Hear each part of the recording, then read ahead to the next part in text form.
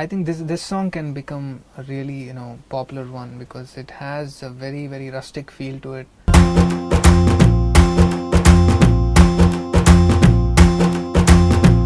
ఎక్కి ఎక్కి ఆడవలేనే ఎడవ మగ పుట్టక గుండె పెరికినట్టుందే నువ్వే ఎళ్ళినాక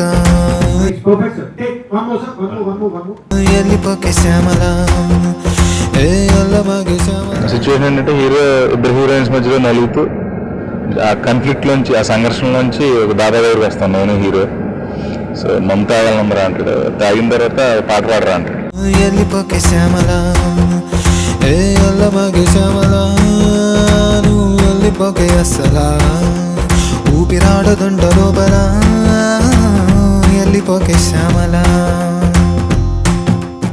అది we trying to transform this song into something else in terms of visual. It's going to be hard, raw kind of a thing, not so glamoured or not so raw, something like that. It's going to be in between. ఈ song definitely youth కి పాట బాగా నచ్చుతుంది అనుకుంటున్నాను. ఈ song రాసింది రామ్ జోగే గారు. నరం లేని నాలిక నిన్ను ఎలిపొమ్మని పంపిందాయే, రథం లేని గుర్రం లాగా బతుకే చతికిలబడిపోయే నీ పోస్టరు అడ్డంగా చింపేశాననుకున్నా గుండెల్లో నీదే సినిమా ఆడుతున్నదే. ఫెయిలర్ సాంగ్ చెప్పొచ్చు, బట్ దాంట్లో కూడా ఒక ఎమోషన్ పెయిన్ ఉంటుంది.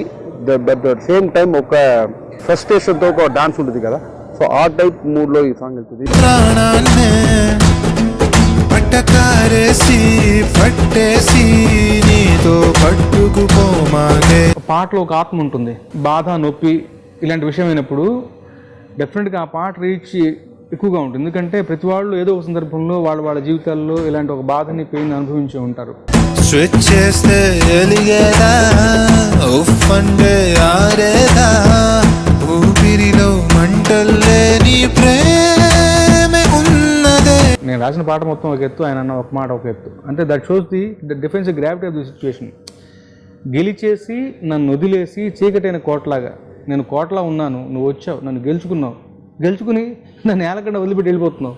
గెలిచేసి నన్ను వదిలేసి చీకటైన కోటలాగా చెయ్యమాకే నువ్వు వెళ్ళిపోకే శ్యామలా నువ్వు వెళ్ళమాకే శ్యామలా ఏమి బాగలేదే లోపల నువ్వు వెళ్ళిపోకే వెళ్ళిపోకే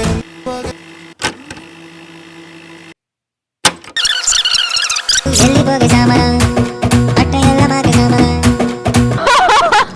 నువ్వు వెళ్ళిపోతే అసలా ఊపిరాడదంట లోపల. Wait. Let me go ask Vikram sir. Working with Vikram sir, I don't know. I have heard about Vikram sir before.